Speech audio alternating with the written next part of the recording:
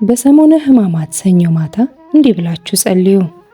የዓለም ብርሃን የሆንክ ጌታ ሆይ፣ ቀኑ አልፎ ሌሊቱ ሲተካ፣ ፀሐይ ጠልቃ ጨለማ ሲሰፍን፣ እኔ ግን በማይጠፋው ብርሃን ስር ሆኜ በምስጋና ፊትህ እቆማለሁ።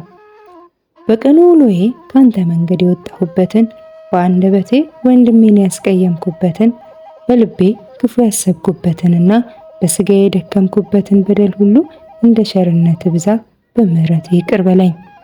አቤቱ ጌታ ሆይ፣ በለሷ በቃልህ ኃይል እንደደረቀች እኔም በውስጥ ያለውን የኃጢአት፣ የትዕቢት፣ የቅናትና የክፋት ሥራ አድርቅልኝ። ከሥጋዬ ፍላጎት ይልቅ የመንፈሴን ድል አብዛልኝ።